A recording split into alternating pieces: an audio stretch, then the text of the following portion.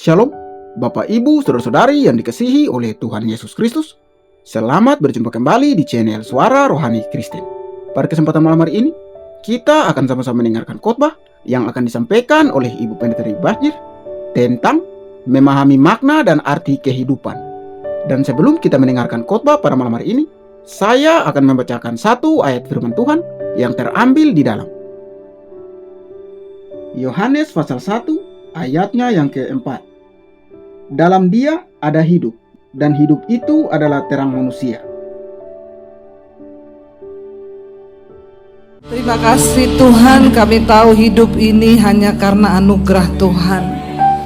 Kami bisa bernafas, kami bisa melakukan segala hal di hidup kami.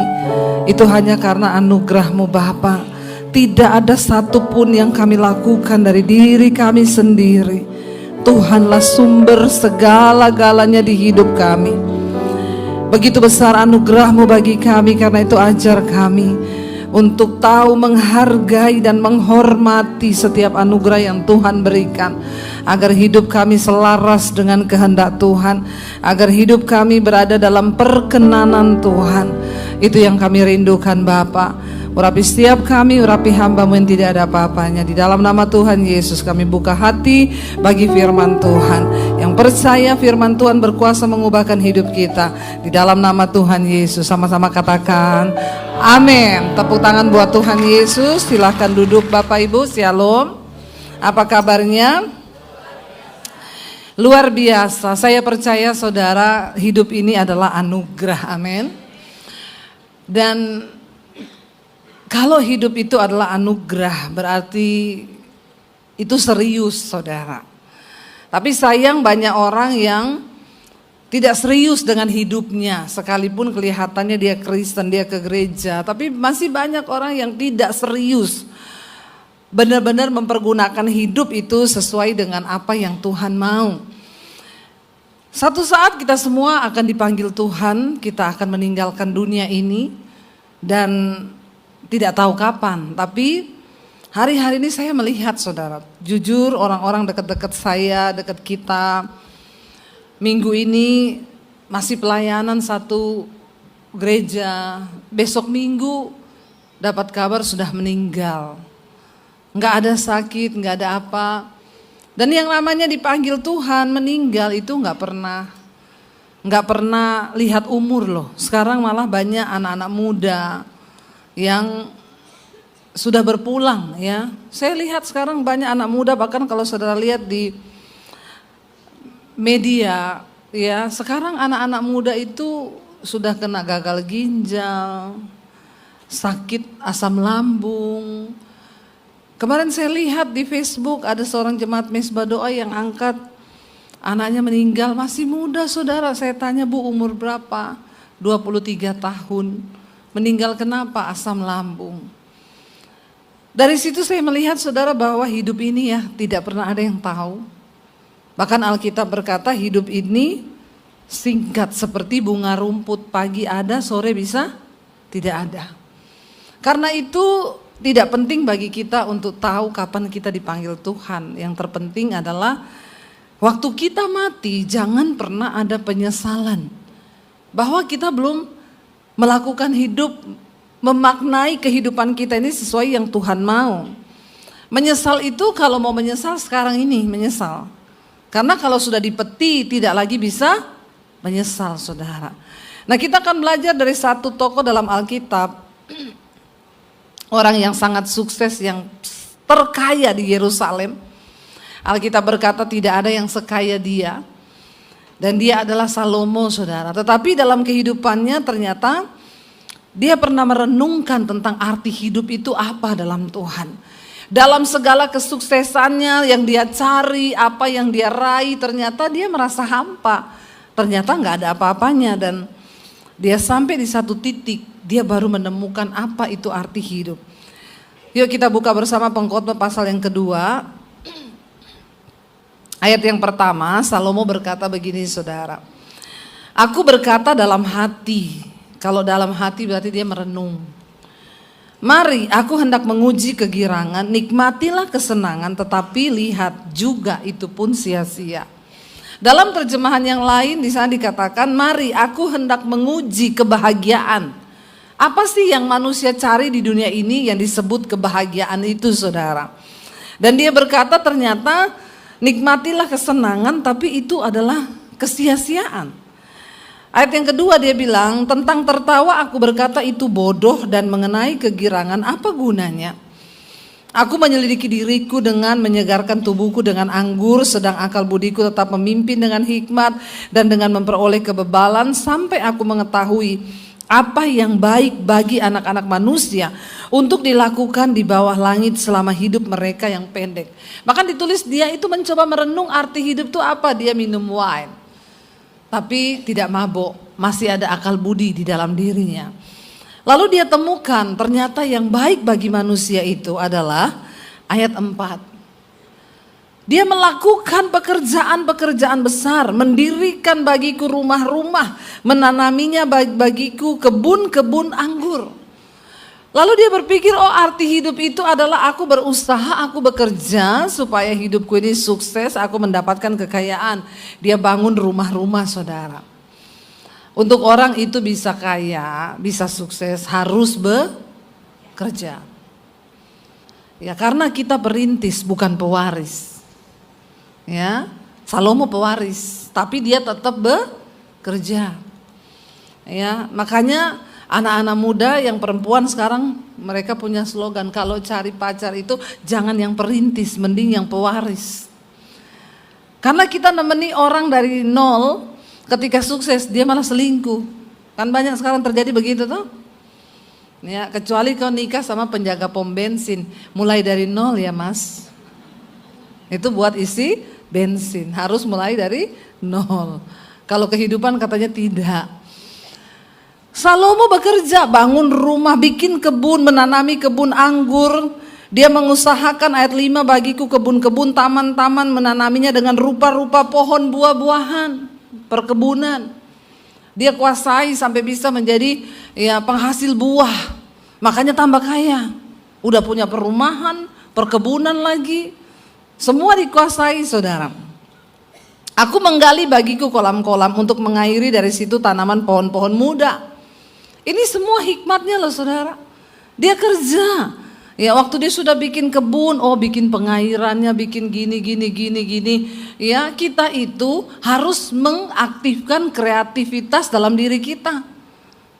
Dan Tuhan akan beri hikmat apa yang kita kerjakan supaya kita berhasil. Kalau anak muda sekarang mimpi jadi orang kaya, bangunnya jam 10 pagi.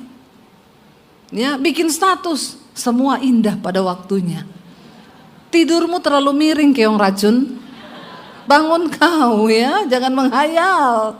Ya, malas gerak, tidak mau kerja, main HP terus. Semua indah pada waktunya. Kau pikir firman terjadi begitu saja?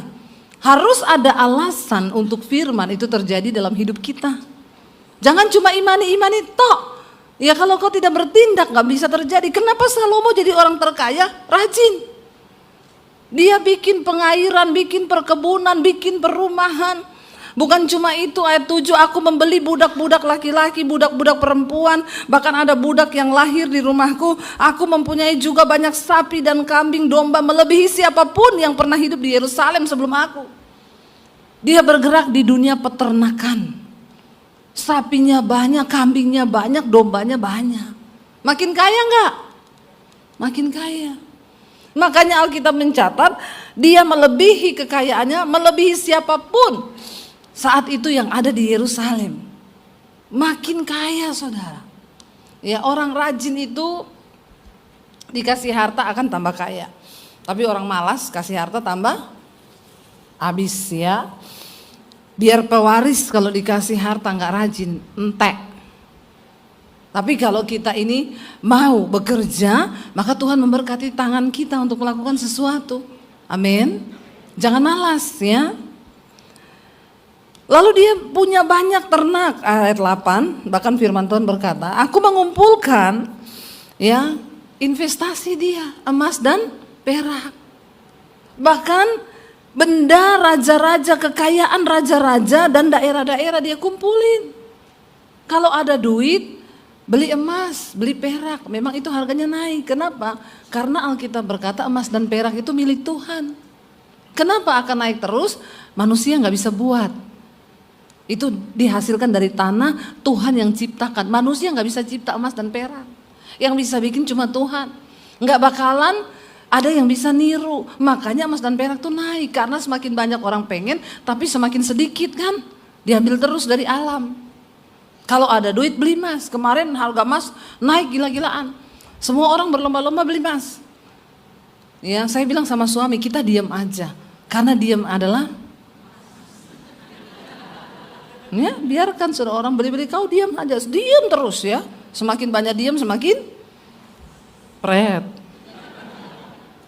Menghibur diri kita toh. Tapi benar saudara, emas dan perak dia kumpulin, dia simpen. Ya, dia tahu saudara itu investasi yang akan naik. Jangan main saham, jangan ini saudara ya, menakutkan sekarang. Yang nyata-nyata aja, yang ada wujudnya. Ya, saya dulu dari masih pas-pasan, saya nyicil tuh mas. Ya. Dari kalau ada uang 2 juta, kan sekarang banyak beli cicilan mas, bisa di Penggadean, bisa di mana ya. Daripada uang habis buat apa kan, kita harus berhikmat untuk masa depan kita. Jangan lupa menabur, tapi jangan lupa juga ada yang disisakan untuk menabung. Ya, jangan bilang gak ada uang bu, dulu saya 500.000 saya titip, 1 juta saya titip. Kan sedikit demi sedikit lama-lama menjadi bukit, apalagi diam terus, wah makin emas banyak ya. Dia beli saudara, dia kumpulin juga emas perak. Dan dia katakan, bahkan aku mencari bagiku biduan-biduan dan biduanita, penyanyi-penyanyi. Orang kaya mah bebas. Kalau lagi galau, undang penyanyi datang ke istana, nyanyi buat dia. Undang Michael Jackson, Justin Bieber diundang, Katy Perry diundang. Kalau zaman itu sudah ada Inul, diundang Inul ngebor di istananya. Sekalian ngebor minyak tuh, bisa keluar minyak bumi saudara ya. Dia undang semua karena dia punya uang, dia punya kekayaan. Bahkan dikatakan, dan yang menyenangkan anak manusia yakni banyak apa bapak-bapak? Gundik. Ya. Apa itu gundik ya? Salomo itu punya istri 300, gundiknya 700, total 1000. Ada di sini bapak-bapak yang seperti Salomo? Ya, kalau kau enggak kaya jangan coba-coba punya istri 2 saja sudah mumet kepalamu. Karena 1 istri tuntutannya 1000. Kalau 1000 istri tuntutannya kali sendiri. Salomo ini orang kaya, istrinya aja 700 wanita loh. Ya, punya gundik dia, punya simpenan. Ani-ani no, simpenan yes. Viral sekarang itu ya. Ani-ani no, simpenan yes. Padahal bodoh itu yo. Ani-ani yo simpenan, yo peliharaan, gundik. Ingat yang dipelihara itu hanya anjing atau kucing. Jangan kau jadi manusia mau dipelihara. Bapak-bapak, kalau kau belum kaya, jangan coba punya ani-ani. Ya, kena stroke loh. Benar, kecuali kau Salomo. Kenapa? Hartanya sudah tidak terbilang. Dia bisa kasih makan semua dan zaman itu memang masih boleh, dia raja. Ya, kalau sekarang enggak boleh. Ya, kenapa Alkitab larang? Untuk kesehatanmu. Mental dan jasmani dan rohani. Ya, punya istri 1 saja sudah mumet, benar enggak Bapak-bapak? Bapak-bapak di sini tolong jawab saya. Punya istri 1 mumet enggak? Waduh, ampuni mereka Tuhan. Semoga istrinya tidak dengar. Padahal saya cuma mengumpan ini. Iya, apalagi 2, apalagi 1000 loh saudara. Itu kalau dijatah 1 tahun itu dia ketemu 1 itu 6 bulan sekali. Baru ketemu 1, karena 1000. Bayangkan saudara. Demikian juga dia bilang, dengan demikian aku menjadi besar, bahkan lebih besar lagi, kaya, punya perumahan, perkebunan, peternakan, istrinya banyak, punya emas tua, kekayaan besar, bahkan menjadi lebih besar daripada siapapun yang pernah hidup di Yerusalem sebelum aku. Dalam pada itu hikmatku tetap tinggal padaku. Ayat 10 dia bilang, karena sudah kaya, sudah punya semuanya, aku tidak merintangi mataku dari apapun yang dikehendakinya. Dan aku tidak menahan hatiku dari sukacita apapun, sebab hatiku bersukacita karena segala jerih payahku, itulah buah segala jerih payahku. Nah di sini dia mulai salah. Saudara berusaha, saudara menjadi kaya, tapi bukan berarti segala jerih payahmu itu engkau dapatkan karena jerih payahmu, dan engkau bisa menikmati sebebas-bebasnya semua jerih payah yang kau dapat. Karena semua yang kita dapat adalah karena anugerah. Salomo lupa. Sehingga ketika dia punya uang, matanya tidak dikatakan, aku tidak merintangi mataku dari apapun yang dikehendakinya. Jadi apa yang dia lihat, dia pengen diambil. Padahal Tuhan Yesus bilang, mata adalah pelita tubuh. Jika matamu gelap, maka gelap seluruh tubuhmu. Banyak orang masuk dalam pencobaan karena ngikuti keinginan mata. Ya, gaji 10 juta, pengen beli tas 15 juta. Cilaka enggak? Cilaka 12 pas saudara. Itu melampaui. Jangan. Ya. Gaji cuma 6 juta. Main padel 3 juta. Nah, ini mulai di Jakarta merebak ini. Ya. Jadi tidak sesuai besar pasak daripada tiang, hidupmu menderita. Dia turuti semua. Kalau Salomo mah bebas. Memang dia punya segalanya. Tapi itu pun tidak boleh. Tuhan tidak menghendaki seperti itu. Aku tidak menahan hatiku dari sukacita apapun. Pokoknya aku senang, aku buat. Kalau didugem aku senang, aku pergi dugem. Walaupun kau ada duit, bukan berarti duitmu itu bebas kau pakai buat apa aja. Tidak boleh saudara. Dia tidak menahan apapun hatinya mau. Sebab hatiku bersukacita karena segala jerih payahku. Dan inilah buah dari jerih payahku. Kita bisa bekerja dapat uang itu bukan karena jerih payah kita, semua karena anugerah Tuhan. Bayangkan kalau dikasih ya stroke sebelah kiri aja, bisa kerja enggak? Enggak bisa, seringkali itu yang kita lupa. Sehingga kita menjadi sombong, kita pakai semuanya itu, kita pakai untuk memuaskan hawa nafsu kita. Ayat 11, ketika aku meneliti segala pekerjaan yang telah dilakukan tanganku dan segala usaha yang telah kulakukan untuk itu dengan jerih payah, lihatlah segala sesuatu adalah kesia-siaan dan usaha menjaring angin. Memang tidak ada keuntungan di bawah matahari. Ternyata ketika dia merenung, oh ternyata itu nggak ada untungnya ya, saya itu nyari uang, nyari harta banyak buat apa?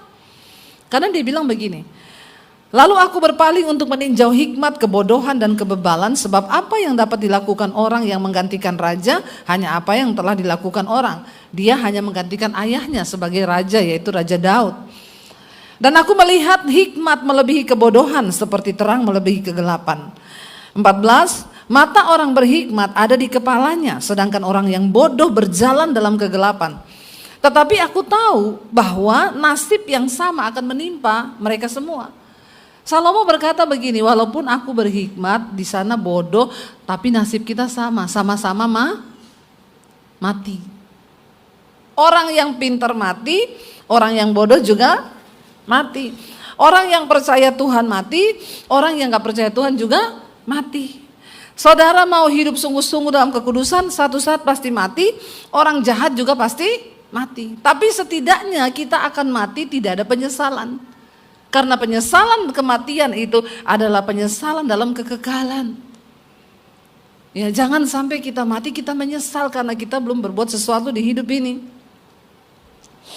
Maka aku berkata dalam hati, nasib yang menimpa orang bodoh juga akan menimpa aku. Untuk apa? Aku ini dari dulu begitu berhikmat, lalu aku berkata dalam hati bahwa ini pun sia-sia. Kenapa dia mulai berpikir begitu? 16. Karena tidak ada kenang-kenangan yang kekal, baik dari orang yang berhikmat maupun dari orang bodoh. Sebab pada hari-hari yang akan datang, semuanya sudah lama dilupakan dan orang yang berhikmat mati juga seperti orang bodoh. Dia bilang kalau aku berhikmat, aku kaya, aku ini nasibku sama orang bodoh. Orang bodoh mati dilupakan, aku juga mati akan dilupakan. Ya, nggak ada orang mati itu diingat-ingat terus, nggak ada. Orang sedih paling 1-2 bulan, setelah itu lupa. Ya, makanya selama kita hidup ini, ayo kita sungguh-sungguh berusaha. Karena nanti kalau kau mati, nggak akan ada satupun yang ingat lagi, sudah selesai. Apalagi kalau yang mati istri, suami berduka 1 bulan, 2 bulan sudah kawin lagi. Tapi bukan suami-suami di sini, amin. Itu suami di sana. Kalau suami di sini semua setia, insya Allah. Ayat 17, baca bersama. Oleh sebab itu aku membenci hidup. Saudara bisa bayangkan, sekelas Salomo itu pada akhirnya berkata, aku benci hidup. Padahal ini orang kaya raya. Kalau orang miskin, orang yang biasa-biasa yang ngomong aku benci hidup itu lumrah. Ya, bosan aku hidup, benci aku sama hidup. Kenapa? Miskin, gak ada duit, besok jatuh tempo. Ya, benci aku sama hidup ini. Tapi ini sekelas Salomo, punya segalanya, punya istri 1000 sama gundiknya, itu bisa bilang aku membenci hidup. Jadi kalau ada di antara kita yang hari ini berkata, waduh kok hidup gini-gini aja ya, itu Anda sudah benci hidup loh. Itu normal, manusiawi. Salomo pun yang kaya mengalami itu. Tapi kenapa dia berkata begitu? Ya, harusnya dia tidak berkata begitu. Karena apa? Dia bilang di sana, saudara. Karena aku menganggap, ya, menyusahkan apa yang dilakukan di bawah matahari. Sebab segala sesuatu adalah kesia-siaan dan usaha menjaring angin. Ternyata semua dalam hidup ini sia-sia. Satu saat aku mati, nanti orang lain yang akan menikmati kekayaan itu. Lalu kenapa aku sia-sia berusaha mencari segala sesuatu? Bahkan ayat 18 dia bilang apa?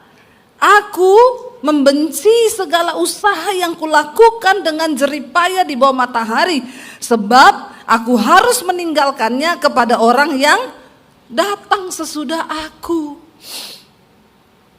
Ya mau tidak mau harus ditinggal karena tidak bisa kita bawa mati toh. Makanya hari ini mari kita belajar menghargai apa yang kita miliki. Dan jangan terlalu berusaha menggenggam semua yang kita dapat. Nanti hatimu melekat di situ, kau sakit hati. Ada saudara orang kaya banget di Jakarta, itu uangnya ratusan juta. Saya ketemu ibu ini kaya banget, tidak punya anak lagi. Jadi itu kekayaannya buat siapa saudara? Dia bilang, ya saya ini bu ya tidak punya anak, saya kaya. Jadi ya saya habis-habisan untuk kesehatan. Kita ini hidup kan mau sehat. Jadi saya beli bantal magnetik. Buat apa bu? Ya kalau tidur itu bisa menyerap racun-racun. Terus saya pakai sandal magnetik di rumah, bisa menyerap racun dari kaki. Pakai selimut magnetik, wajan, belanga, semua magnetik. Ya, ibu juga harus pakai begini biar sehat bu. Saya tanya berapa? Sandalnya 10 juta, bantalnya 15 juta, selimutnya 30 juta. Mati saya serangan jantung bu. Nggak sehat itu saya nanti kalau beli itu. Ya. Terus itu wajannya harus beli bu. Wajan magnetik, saya bilang kalau saya masukin ayam jadi opor enggak?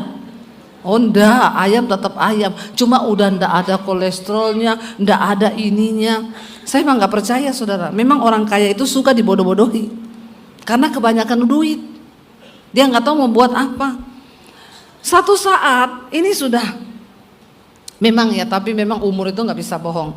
Orang umur 15 tahun kalau ketemu temannya cerita pacaran, jatuh cinta. Umur 20 mulai cerita kuliah, sekolah, masa depan. Umur 30 mulai cerita cari kerjanya susah.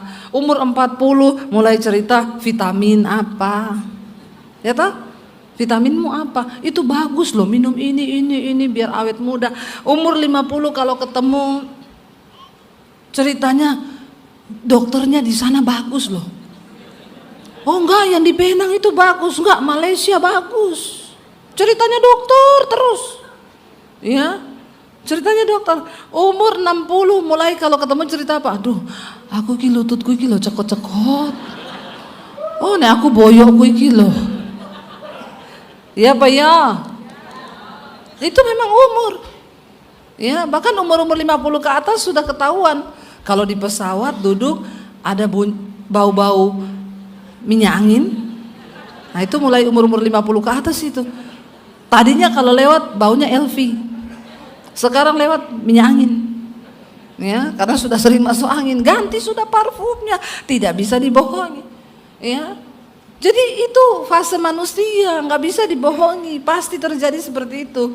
Ibu itu kaya raya, beli semua alat kesehatan. Satu kali ketika suaminya kerja sama orang, uangnya dibawa lari, puluhan miliar.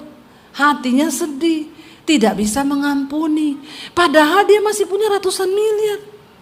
Karena dia berusaha menggenggam semuanya seperti Salomo tadi, dia kepahitan, dia lupa syukuri yang masih ratusan miliar ini yang juga tidak bakal habis sampai mati. Ya kenapa Tuhan izinkan ditipu, dibawa lari? Mungkin kau selama ini terlalu pelit. Semua yang terjadi kan seizin Tuhan tuh saudara. Amin. Jadi kalau ada hari-hari ini yang kena tipu, ya bertobatlah, mungkin pelit juga. Jarang menabur. Kalau nggak menabur benar saudara, ya banyak sial hidup kita ini. Jadi Tuhan itu semua mengizinkan segala perkara supaya kita ini introspeksi. Dia kepahitan dibawa orang 40M, mulai nggak bisa tidur. Padahal pakai bantal magnetik. Ternyata itu bantal nggak bisa menyedot, dia punya kekecewaan, sakit hati ini nggak bisa. Iya tetap sakit hati, mulai nggak bisa tidur, mulai drop, kurus, tiba-tiba dokter vonis kena cancer, sakit kanker. Kenapa? Orang kalau banyak kepahitan, kekecewaan, stres, hormon kortisol naik, maka darah mengental, jantung kerja berat, ginjal kerja berat, rusak semua organ dalam, bahkan sel-sel buruk bisa tumbuh. Jangan sia-siakan hidupmu untuk meratapi kepahitan, kesedihan, dan engkau lupa mensyukuri apa yang ada. Makanya mulai maknai hidup kita dengan sesuai dengan arahan firman Tuhan. Salomo itu loh, aku benci segala usaha yang kulakukan dengan jerih payah di bawah matahari, sebab aku harus meninggalkannya kepada orang yang datang sesudah aku. Lah maumu kau bawa mati itu hartamu semua? Hello saudara, harus siap melepaskan. Dan siapakah yang mengetahui apakah orang bodoh atau orang berhikmat? Meskipun demikian ia akan berkuasa atas segala usaha yang kulakukan di bawah matahari dengan jerih payah dan dengan mempergunakan hikmat, itu pun sia-sia. Bahkan dia jengkel juga nih, aku mati yang ambil hartaku ini orang bodoh, sia-sia banget aku kerja keras yang ambil hartaku orang bodoh. Itu kayak ada cerita suami istri, tiap hari kerja terus siang malam jualan di toko. Suaminya bilang, mah kita ini udah punya uang miliaran, sudah punya beberapa rumah, ayo toh kita liburan. Istrinya bilang, enggak, belum cukup ini, kerja dulu aja nanti sampai cukup. Istrinya nih kerja terus, satu kali lagi kerja istrinya mati kena serangan jantung. Suaminya bingung, akhirnya suaminya menikah dengan pembantu mereka yang namanya Inem. Begitu seminggu nikah, Inem bilang, kok kita liburan yuk ke Bali. Pergilah mereka ke Bali. Inem sambil berjemur di pantai di hotel, minum kelapa muda. Inem bilang, dulu Inem pikir Inem bekerja untuk nyonya. Ternyata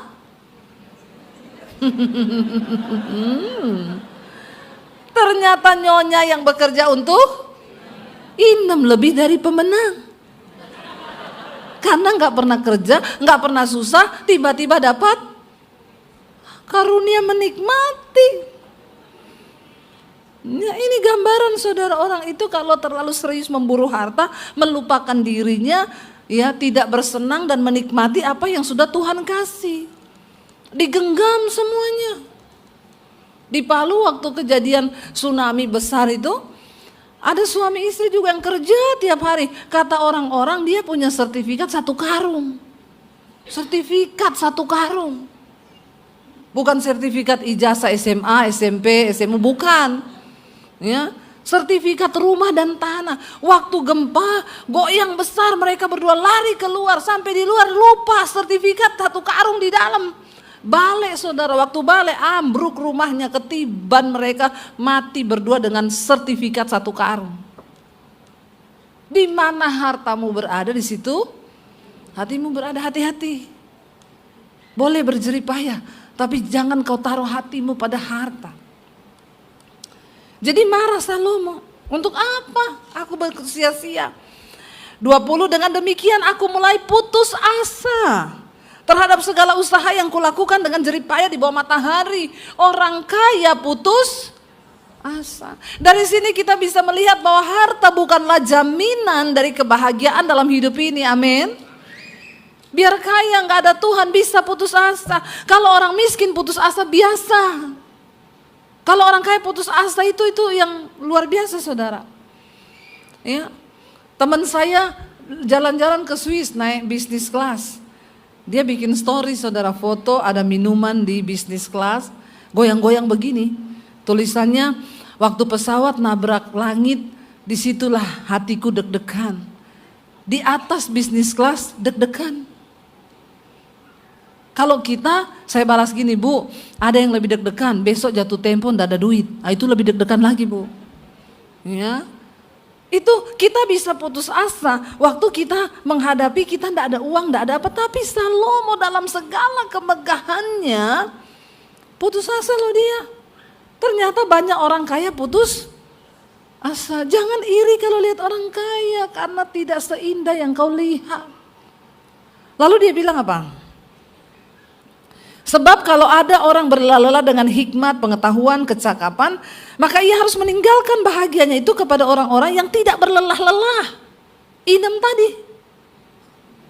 Tuh. Tidak berlelah tapi dapat warisan inem. Ini pun kesia-siaan dan kemalangan. 22, apakah faedahnya yang diperoleh manusia dari segala usaha yang dilakukannya dengan jerih payah di bawah matahari dan dari keinginan hatinya? Lalu apa? Waktu kita mati apa yang kita dapat, saudara? Seluruh hidupnya penuh kesedihan, pekerjaannya penuh kesusahan hati, bahkan pada malam hari hatinya tidak tentram, tidak bisa tidur. Sia-sia engkau kaya, kerja dengan kesedihan, pekerjaannya penuh kesusahan hati, bahkan malam hari tidak bisa tidur. Terus ngapa hidupmu?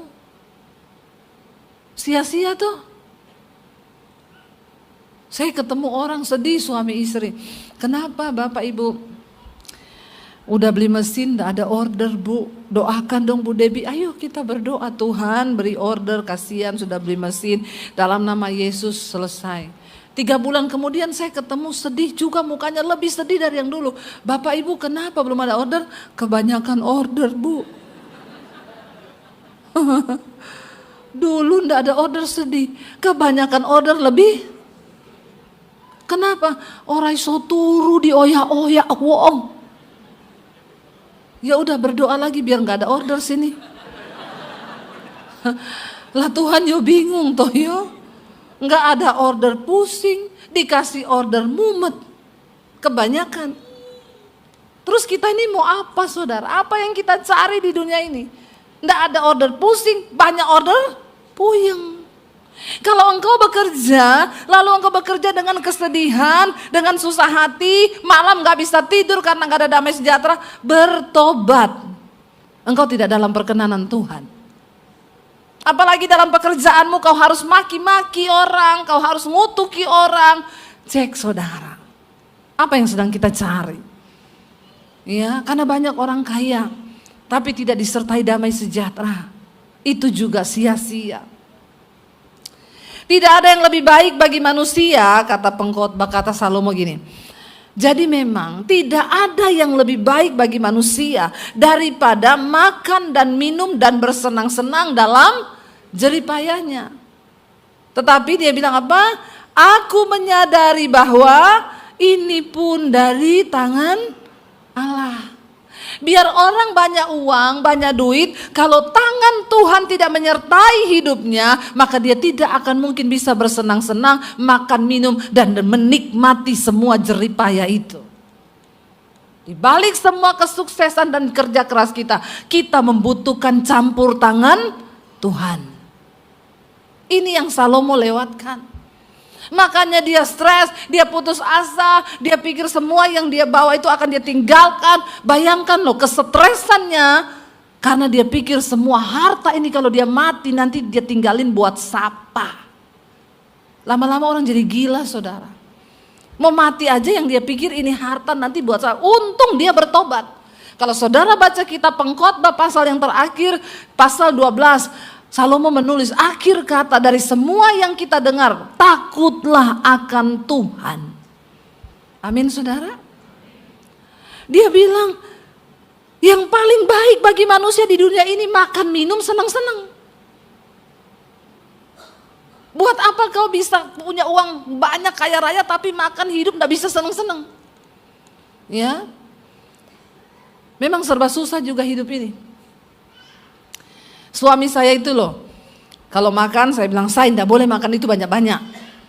Kolesterol, dia bilang, dek ben meh mangan orang dedit.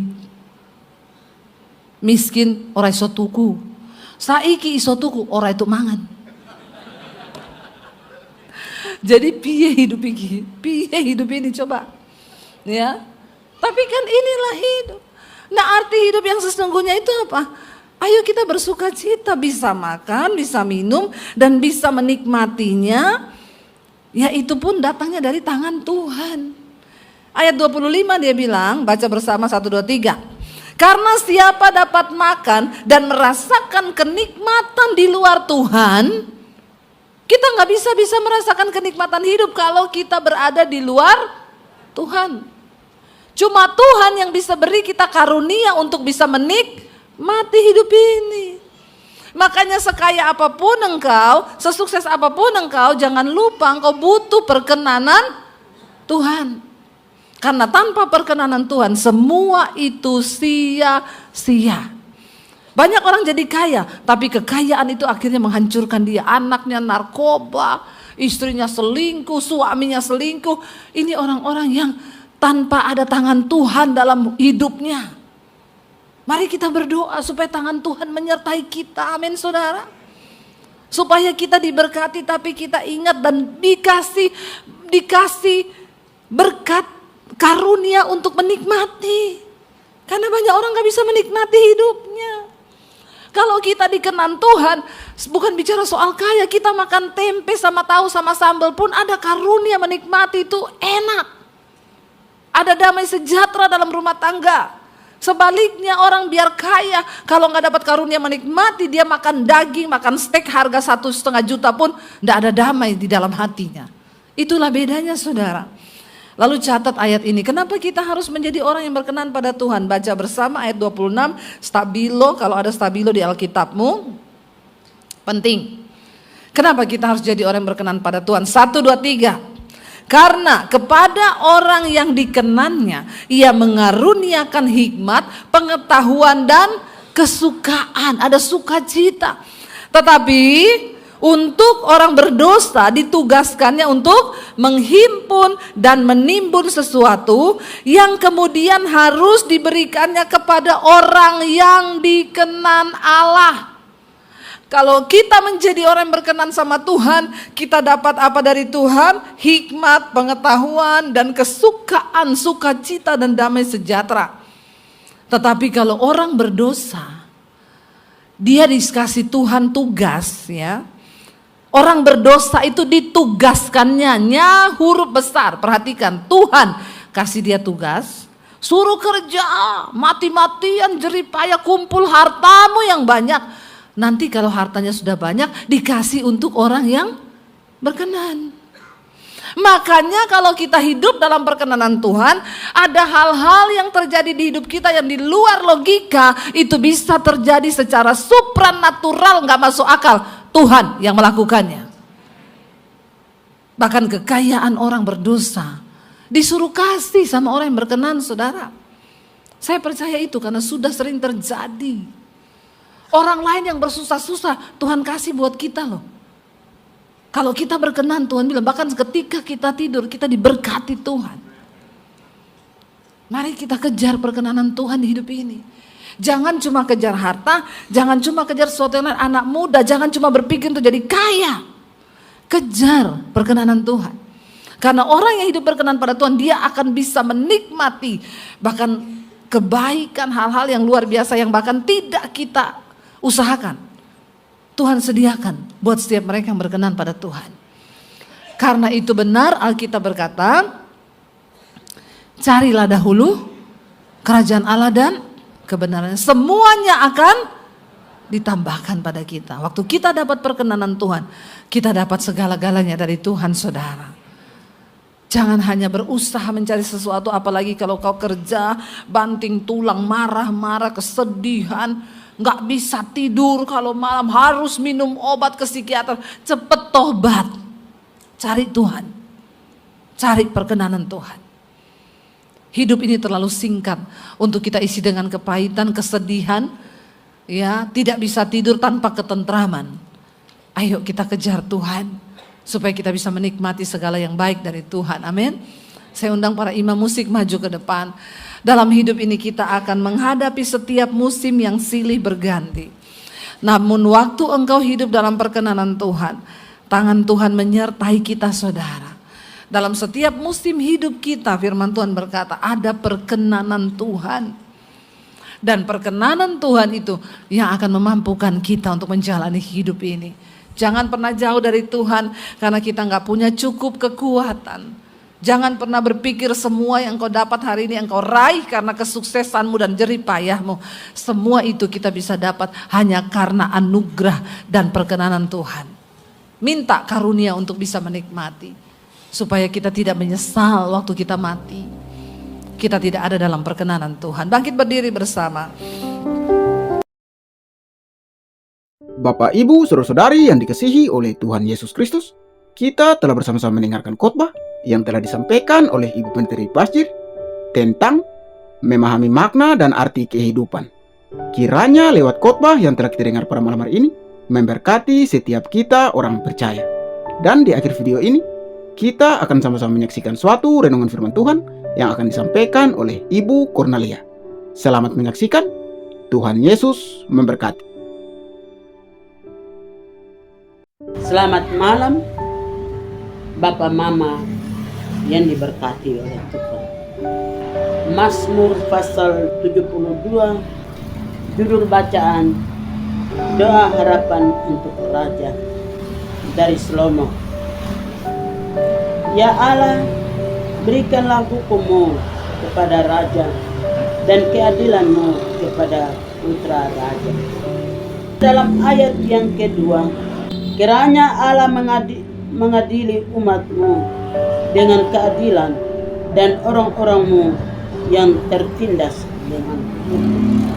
Di dalam ayat yang ketiga, kiranya gunung-gunung membawa damai sejahtera bagi bangsa dan bukit-bukit membawa kebenaran.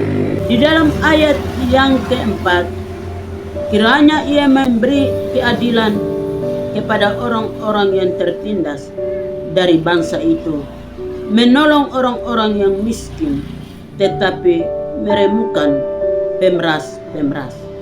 Kebenaran itu perlu dalam kehidupan kita. Keadilan mengawali kehidupan kita dalam melakukan apa yang Tuhan inginkan di dalam kehidupan kita.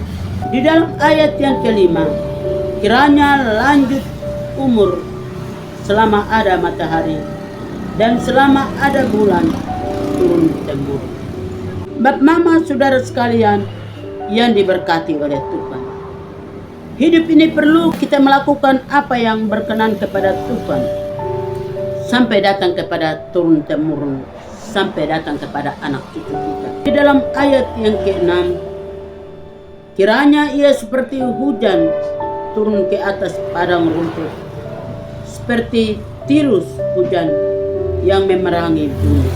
Bapak, Mama, saudara sekalian yang diberkati oleh Tuhan, dari zaman ke zaman ada damai sejahtera yang Tuhan berikan kepada kita. Dan Ia memberikan berlimpah kasih setia, damai sejahtera bagi kehidupan kita. Bapak, Mama, saudara sekalian yang diberkati oleh Tuhan, hidup ini perlu kita merenungkan kasih setia Tuhan. Dan lewat perbuatan tangan Tuhan, kita tetap ada. Kita tidak akan diganggu gugat oleh tangan siapapun dia. kita dijaga dan dibela oleh Tuhan sendiri, karena kita adalah buatan tangan Tuhan. Sehingga dalam Kejadian pasal 2, di situ dia katakan, baiklah kita menciptakan manusia serupa dengan Allah. Dan dia sangat menghargai kita. Pada waktu kita tidur bangun, pada waktu kita keluar masuk. Di dalam kehidupan kita, apapun yang kita lakukan, Allah turut bekerja. Sehingga di dalam ayat yang ke-8, kiranya ia memerintahkan dari laut ke laut, dari sungai Efrat sampai ke ujung bumi. Dalam ayat yang ke-9, kiranya penghuni padang belantara berlutut di depannya dan musuh-musuhnya menjilat. Di dalam ayat yang ke-11, kiranya semua raja sujud menyembah kepadanya dan segala bangsa menjadi hambanya. Semua raja di muka bumi sujud sembah kepada Tuhan yang menciptakan langit dan bumi, dan segala bangsa menjadi hambanya. Kita sebagai hamba-hambanya, Tuhan beri kesempatan kepada kita untuk kita menyembah kepada Tuhan di dalam roh dan kebenaran.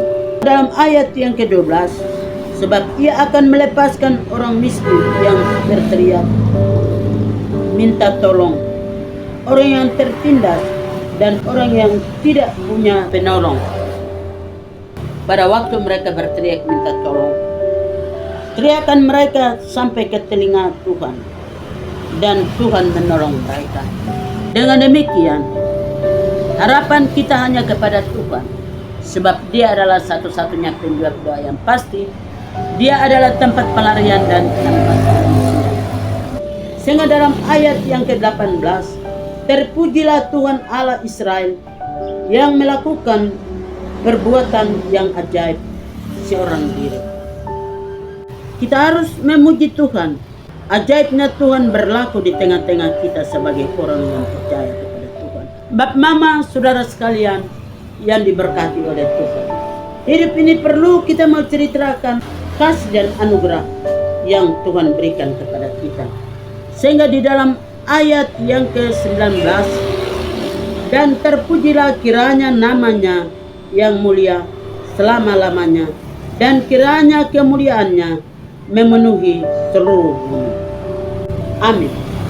Kita percaya bahwa apa yang Tuhan lakukan itu ajaib Tuhan bagi kehidupan kita. Dalam Rum pasal yang ke-8 ayat ke-8, Allah turut bekerja.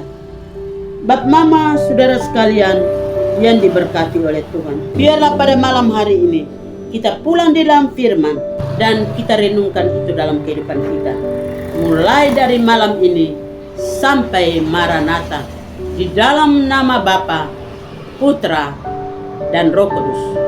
Amin.